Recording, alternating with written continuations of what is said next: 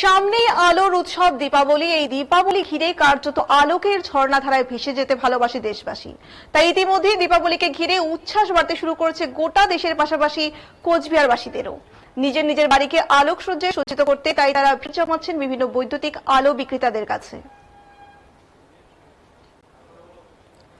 আর ইতিমধ্যেই এই ভিড় সামলাতে ব্যস্ত কোচবিহার শহরের ভবানীগঞ্জ বাজার ও এই বাজার সংলগ্ন এলাকার বৈদ্যুতিক আলোর ব্যবসায়ীরা। তাদের দোকানে শোভা পাচ্ছে নিত্য নতুন আলোর সরঞ্জাম। এখনো পর্যন্ত বিক্রি গতবারের তুলনায় অনেকটাই কম বলে দাবি এই ব্যবসায়ীদের। তবে তারা আশাবাদী এই দুদিন ভিড় বাড়বে তাদের দোকানে।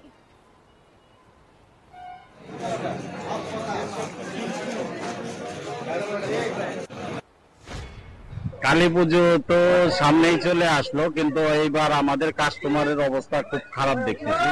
কাস্টমার কম আসতেছে, কারণ গত 2 বছরের যে আমাদের টুনি লাইটের যে ভ্যারাইটি কোয়ালিটি আসছে, কোয়ালিটি আগের থেকে অনেক ভালো এসেছে। আগে চায়না বলে একটা খারাপ জিনিস ছিল, কিন্তু এখন ওই জিনিসটা নেই। এখন টুনি বাল্বের কোয়ালিটি আগের থেকে অনেক বেটার হয়েছে, তো খারাপ হচ্ছে না। 1 বছর নিলে 2-3 বছর যাচ্ছে। এই বছর নতুন কিছু মাল এসেছে, পিক্সেল 8mm বলে, অনেক ব্রাইটনেস বেশি। এইগুলো 2-3 বছরে কিছু হবে না। এই বছরের যে কোয়ালিটি আছে এটা আরামসে 5 বছর চলে যাবে।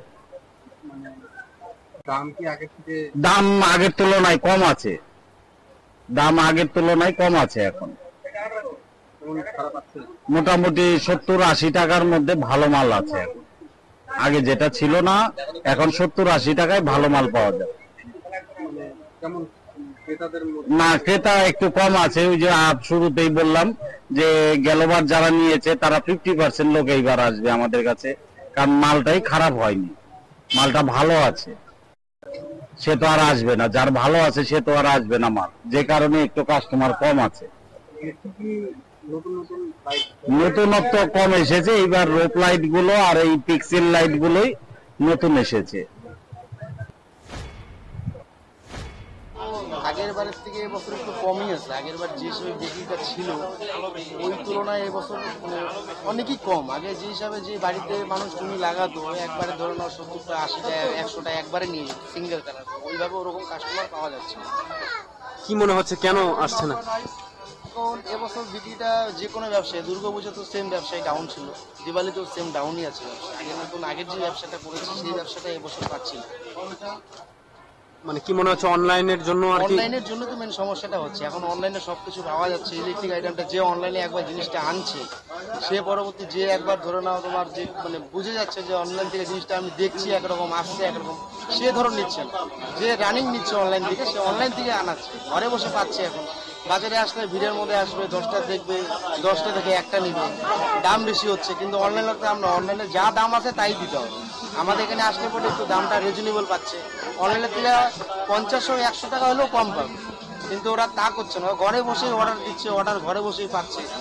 আর অনলাইনে জিনিসপত্র, ইলেকট্রিক জিনিসপত্র রিটার্ন হয় না। আর এখানে দোকানে একটা জিনিস নিতে গেলে, যে কোনো জিনিস নিতে গেলে আসলে পরে 10টা থেকে একটা নিবে, আর সবগুলোই মেটেরিয়ালসই চেক করে নিবে। এটি হচ্ছে প্লাস পয়েন্ট হচ্ছে, কিন্তু ওরা তা করছে না, ওরা অনলাইন থেকে মানাচ্ছে সবকিছু। মানে গত বছরের তুলনায় এবছর টুনি লাইটের দাম কি বেড়েছে না কমেছে? দাম আগের বারের থেকে দাম এবছর কমই আছে। আগের বার যে হিসেবে দাম ছিল, যে সব কোয়ালিটি ছিল, এবছর কোয়ালিটি আরো ভালো হয়েছে, উন্নতম, প্লাস দামটাও কমেছে ওই তুলনায়, অনেক দাম কমেছে। তবুও কাস্টমার আসছে না। তবুও কাস্টমার এবার কমই হচ্ছে। ক্রেতাদের বক্তব্য, দীপাবলিতে মাটির প্রদীপ আজও সমানভাবে সমাদৃত। তার পাশাপাশি সময়ের সাথে পাল্লা দিয়ে বিভিন্ন প্রকারের বৈদ্যুতিন আলোর সামগ্রী কিনছেন তারা।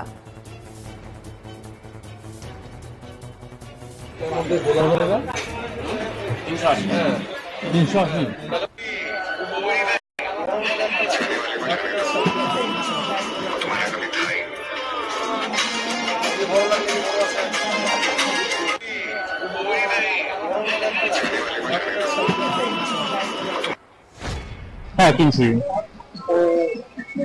দেখা যাচ্ছে যে এখন আর মাটির প্রদীপ সেভাবে দেখা যায় না। হ্যাঁ, মাটির প্রদীপ এখন অনেকটা কমে গেছে, কিন্তু তবুও মাটির প্রদীপ আমাদের উচিত যে প্রত্যেকটা মাটির প্রদীপ প্রত্যেকটা বাড়িতে যেন মাটির প্রদীপ নেওয়া হয়। যতই আমরা ইলেকট্রনিক জিনিস ইউজ করি না কেন, তবুও যাতে মাটির প্রদীপটা ইউজ করা হয় এটা সবাইকে বোঝা উচিত। কারণ যারা মাটির প্রদীপ তৈরি করে তারা তো শুধু মাটির প্রদীপই তৈরি করছে, তাদেরও নেওয়া, আমাদেরও নেওয়া উচিত, আমাদেরও বোঝা উচিত যে হ্যাঁ, বাড়িতে আগেকার দিনে যে প্রদীপ দিয়ে যে বাড়িঘর আলোকিত করা হতো, সেটা যেন এখনো সেই প্রথাটা থাকে। কেন হচ্ছে আপনি হয়নি এখনো?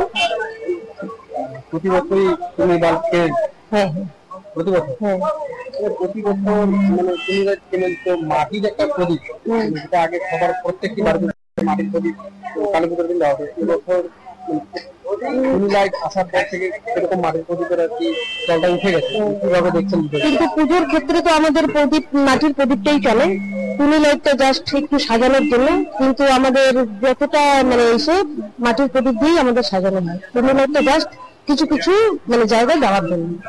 মাটির প্রদীপ যাতে আরো সাধারণ মানুষ কেনে, এই বিষয়ে মানে সাধারণ মানুষকে কি বার্তা দেবেন?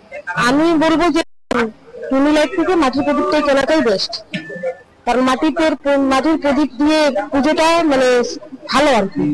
এগুলো তো সব ইলেকট্রিক জিনিস, আর মাটির প্রদীপ হচ্ছে তোমার মানে পুজোর ক্ষেত্রে ওটাই মানে বেস্ট আর কি।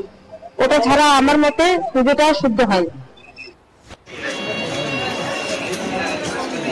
Blue colour